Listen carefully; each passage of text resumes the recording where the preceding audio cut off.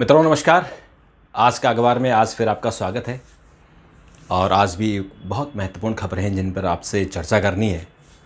सबसे बड़ी खबर है कि राजीव गांधी हत्याकांड के 6 दोषियों की सज़ा को समय से पहले उनको रिहा कर दिया गया है। झारखंड में आरक्षण 77% हो गया है। दिल्ली में ग्रैब 3 जारी रहेगी। संसद का शीतकालीन सत्र 7 दिसंबर से शुरू होने की संभावना है। और अंडमान निकोबार का जो चीफ सेक्रेटरी थे उनको पुलिस हिरासत में लिया गया है। ये एक बड़ी खबर है। पुलिस हिरासत में तो बहुत सारे लोग जाते हैं, लेकिन ये केस थोड़ा सा अलग है, तो इसलिए इस केस के बारे में चर्चा करनी ज़रूरी है। तो मित्रों, शुरुआत करते हैं राजीव गांधी हत्याकांड को लेकर।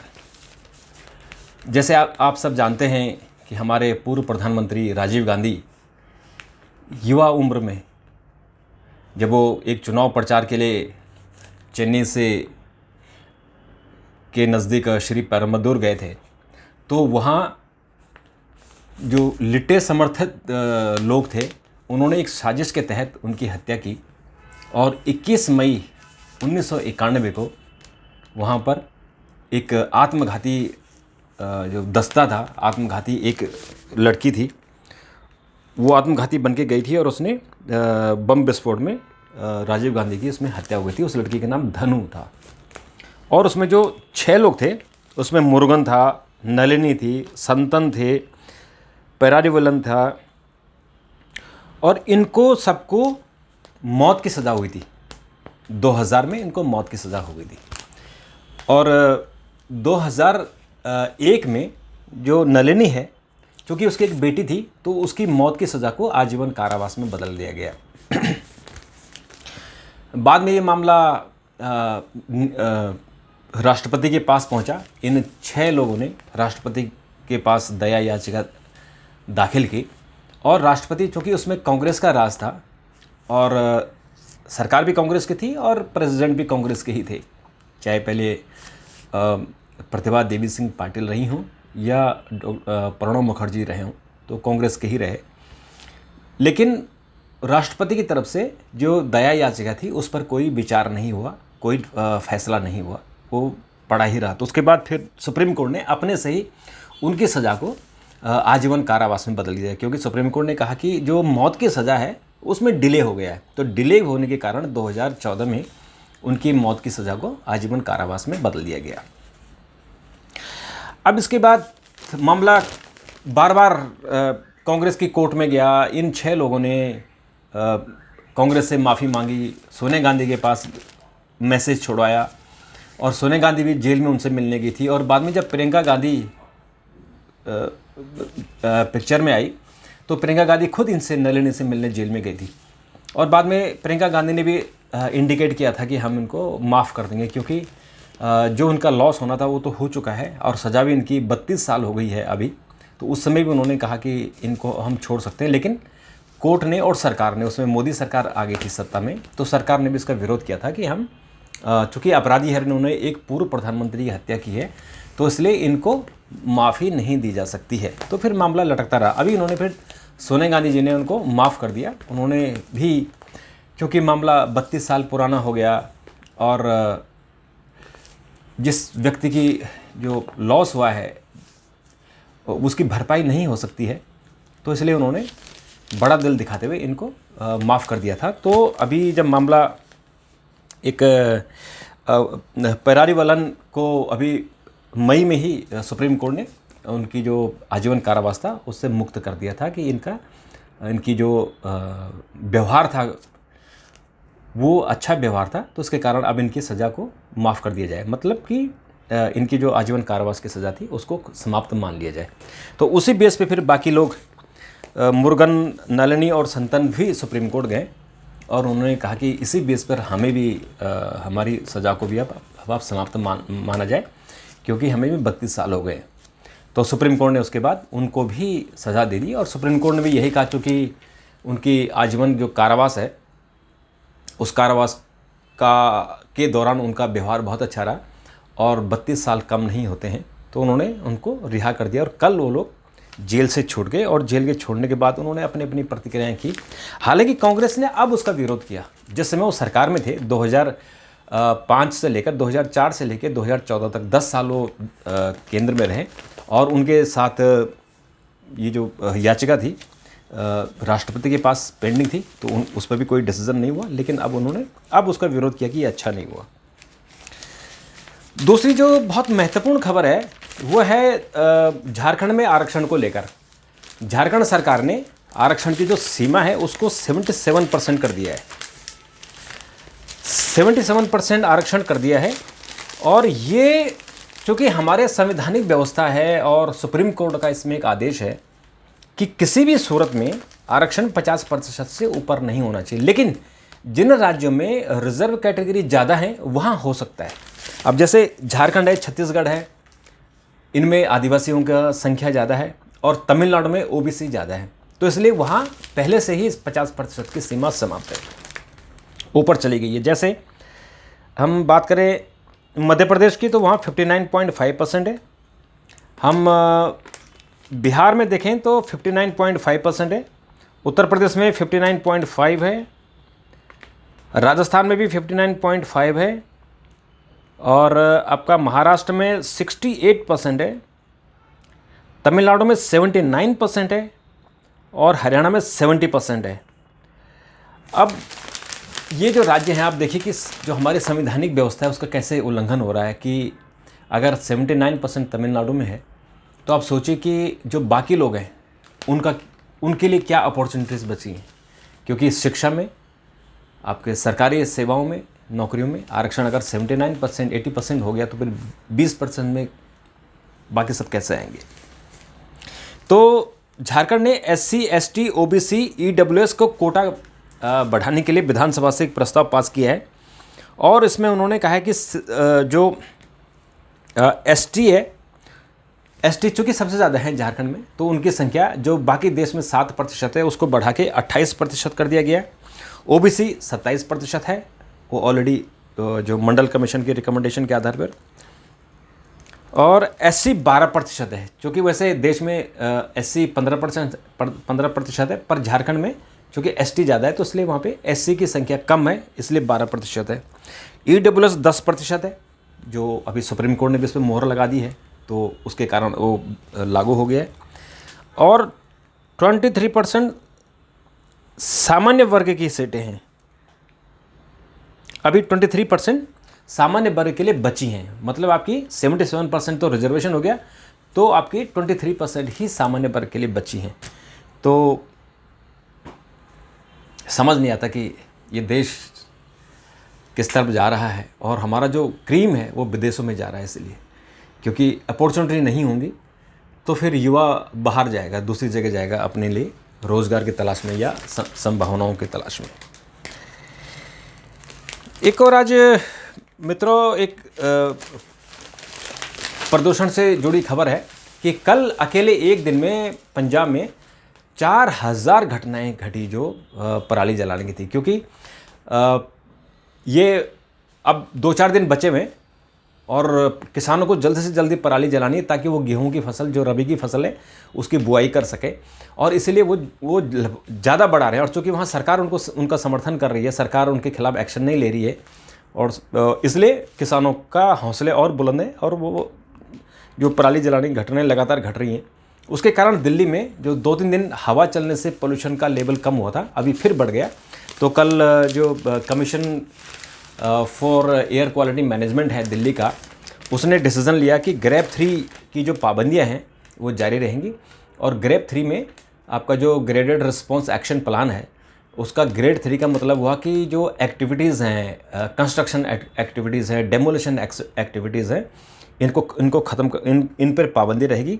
डीजल के वाहन नहीं चलेंगे, जनरेटर नहीं चलेंगे, ईंट भट्टा वगैरह जो भी आसपास के इलाकों में है, जो NCR रीजन में, उनको भी बंद हैं तब से, और वो जारी रहेंगे। तो ये ज़रूरी है कि अगर दिल्ली में सांस लेने में बहुत दिक्कत हो रही है, वाकई बहुत दिक्कत हो रही है, दिल्ली में खांसी की बहुत प्रॉब्लम हो गई है, सांस की बहुत प्रॉब्लम हो गई है, हॉस्पिटलों में लोग, बुज़ुर्ग बच्चों को ज़्यादा दिक्कत है, तो इसलिए ये जो पाबंदियां हैं वो रखना ज़रूरी है। एक और खबर कल सुप्रीम कोर्ट की तरफ से आई है कि जो ज्ञानवापी मस्जिद है वहाँ से शिवलिंग पाया गया है, तो उसका मामला सुप्रीम कोर्ट में आया। तो सुप्रीम कोर्ट ने कहा कि अभी शिवलिंग की सुरक्षा करना ज़रूरी, जब तक अंतिम फैसला नहीं आता है। तो इसको इस तरह से भी देखा जा रहा है कि जो पुराना मंदिर, क्योंकि ये तो इतिहास में दर्ज है कि ज्ञानवापी मस्जिद वहाँ पे जो पुराना मंदिर था विश्वनाथ मंदिर, और वहाँ देवी का मंदिर था, तो वो उस मंदिर को तोड़ के वहाँ पे ज्ञानवापी मस्जिद बनाई गई। ये एक ऐतिहासिक फैक्ट है। और जो अभी विश्वनाथ मंदिर बना गया है, अभी उसको अहिल्याबाई होलकर ने बनाया था, क्योंकि जो पुराना मंदिर था उसको तोड़ दिया गया था। और बाद में फिर महाराजा रंजीत सिंह ने जो विश्वनाथ मंदिर के ऊपर जो सोने के छत्र हैं, उनकी जो कैनोपी है, शिखा है, उस तीनों शिखाओं पर सोने के छत्र चढ़े हुए हैं। तो ये महाराजा रंजीत सिंह जी ने चढ़ाया था। आज हिमाचल प्रदेश में वोट डाले जा रहे हैं। हालांकि अभी सुबह सुबह की जो खबर है कि जो वोटिंग परसेंटेज वो कम है। सुबह सुबह तो बहुत ही कम था, 4% था, तो अभी धीरे धीरे उसमें उछाल आ रहा है। और वैसे जो हिमाचल का वोट परसेंटेज लगभग 70% के आसपास रहता है। तो ये भी एक अच्छा रहेगा कि ज़्यादा से ज़्यादा लोग वोट डालें। और अभी जो सबसे बुज़ुर्ग व्यक्ति थे जिन्होंने देश का पहला वोटर होने का उनको तमगा मिला था, श्याम सिंह नेगी जी, उनकी आखिरी वोट डाल के उन्होंने बैलेट से वोट डाला था। उनका निधन हो गया, आखिरी वोट उन्होंने डाला था। 34 बार वोट डाल चुके थे। और आज एक महिला जो 105 साल की थी, उन्होंने भी आज वोट डाला। तो ये भी एक लोकतंत्र की खूबसूरती है। ये आपको जानकारी होगी कि हिमाचल में 68 सीटें हैं, 68, और उसमें से 44 सीटें भाजपा के पास है, 21 सीटें कांग्रेस के पास है, 1 सीट CPM के पास है। और इसमें बीजेपी की कोशिश है कि जो वहाँ पे एक बार बीजेपी एक बार कांग्रेस आने का जो वहाँ पे सिलसिला है उसको तोड़ा जाए और वहाँ पे दोबारा से बीजेपी की सरकार बनाई जाए। तो ऐसा माहौल वहाँ पे बन रहा है। और बीजेपी ने बहुत ताकत लगाई है। प्रधानमंत्री की वहाँ पे 4 रैलियाँ, चुनाव होने से पहले कई रैलियाँ हुई हैं और चुनाव के बाद उनकी 4 रैलियाँ हो चुकी हैं। तो ऐसा लगता है विश्व में मंदी का संकेत मिल रहे हैं। ऐसा लग रहा है कि दुनिया में फिर रिसेशन आ रहा है, और रिसेशन आएगा तो फिर दिक्कतें होंगी, और दिक्कतें होंगी तो फिर आपको पता है कि फिर रोज़गार छिन जाते हैं, बहुत सारी प्रॉब्लम्स होती हैं। कल सुप्रीम कोर्ट ने बड़ी नाराज़गी जताई है कि जजों के लिए जो पैनल जाता है कॉलेजियम की तरफ से, वो पेंडिंग पड़े हुए हैं लॉ मिनिस्ट्री में। तो डिले होने पर सुप्रीम कोर्ट ने नाराज़गी व्यक्त की और सरकार से आग्रह किया कि आप जल्दी से इसको जल्दी से अगर किया जाए तो ये अच्छा होगा कि ताकि जजों की जो कमी है वो कमी न रहे। शीतकालीन सत्र 7 दिसंबर से शुरू होगा। आपको पता है कि गुजरात का जो चुनाव है, आखिरी चुनाव 7 को है, वहाँ 2 चरणों में चुनाव होगा। तो इसलिए 7 से हो रहा है कि ताकि जो नेता लोग, प्रधानमंत्री, तमाम लोग हैं वो चुनाव प्रचार में हैं, तो यहाँ पे संसद में उनकी अनुपस्थिति न खले, इसलिए 7 को सेशन शुरू होगा। और उसके बाद 8 दिसंबर को जब मतगणना होगी तो तब सत्र भी चल रहा होगा, लोग मतगणना का भी एंजॉय कर रहे होंगे। और इसके अलावा मित्रों, एक टीवी कलाकार जो सिद्धार्थ सूर्यवंशी था, कल वो जिम करते करते उसकी डेथ हो गई। और ये मेरे ख्याल से तीसरा या चौथा केस हो गया है। साउथ के भी 2 हीरो मरे थे, और एक अपने राजू श्रीवास्तव जो कॉमेडियन थे, उनकी भी जिम के कारण ही हार्ट अटैक हुआ था। तो ये जो एक्सेस जिम, मुझे लगता है कि तो मौसम ठीक नहीं है, ऊपर से एक्सेस करना, बॉडी शेपिंग करना, ये मुझे लगता है कि ये मौत का कारण बन रही है। तो हमारे युवाओं को हमारा जो योग है, भारतीय योग के बराबर अच्छा कोई हो ही नहीं सकता है। योग आत्मा और परमात्मा का मिलन है। योग आपको शारीरिक और मानसिक दोनों तरीके से स्वस्थ रखता है। योग करिए, बॉडी अपना आप शेप हो जाएगी। ये जिम के चक्कर में जाने से बॉडी ख़राब होती है, घुटने घिसते हैं, बहुत सारी प्रॉब्लम्स होती हैं। तो ये तीसरा चौथा केस आ गया है।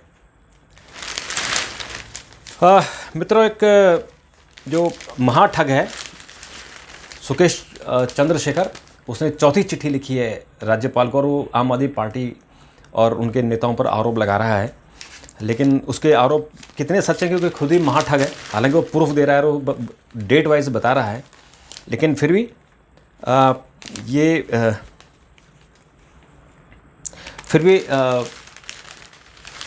कितनी सच्चाई होगी उस पर जब इंक्वायरी होगी तो पता लगेगा। और चूंकि भी एमसीडी इलेक्शन हो रहे हैं तो एमसीडी इलेक्शन में भी इन सब चीज़ों का असर है, और ये भी हो सकता है कि एमसीडी के इलेक्शन के कारण वो राजनीतिक मोहरा बन रहा हो, ऐसा हो सकता है।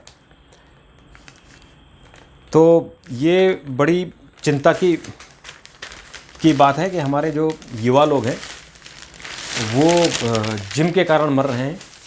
और मित्रों, हमारी जो T20 मैच अभी आपने देखा, सेमीफाइनल में हम बुरी तरह से हारे, इतनी बुरी तरह से हारे कि शायद ऐसा अपमान कभी ना हो। एक विकेट तक नहीं ले पाए हम। इंग्लैंड ने बिना विकेट के 170 रन बना डाले, और वो भी 16 ओवर में। और वो चौके छक्के ऐसे मार रहे थे कि जैसे कोई मैच हो ही नहीं रहा, बच्चों के साथ खेल रहे हो। तो अभी BCCI ने ऐसे संकेत दे दिए हैं कि जो T20 की टीम है उसको चेंज करेंगे, और उसमें यंग ब्लड जो 18, 19, 20 साल के बच्चे हैं उनको डालें, क्योंकि उनके अंदर एनर्जेटिक होते हैं, भाग दौड़ करते हैं, लंबे शॉट खेलते हैं।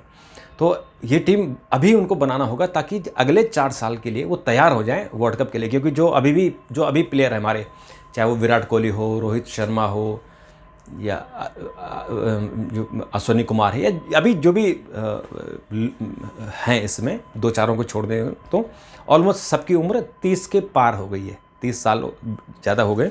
तो इसलिए उनको चेंज करना ज़रूरी है। उनको आप टेस्ट मैच खिलाइए, और बीच बीच में यंग ब्लड को डालते रहिए, ताकि आप अगले 4 सालों में एक नई टीम तैयार कर सकें।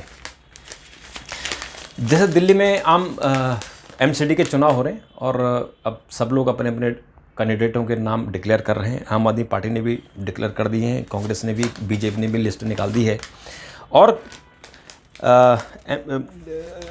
केजरीवाल ने, आम आदमी पार्टी ने कल 10 वचन दिए हैं दिल्ली को, और उन्होंने कहा कि अगर आप MCD में आम आदमी पार्टी आती तो 10 उन्होंने वायदे किए। एक तो है क्लीन दिल्ली, एक है corruption free MCD, fix parking crisis, solution for stray animals, better and cleaner roads, better hospital and school, parks rejuvenation, staff regulations, trade reforms, और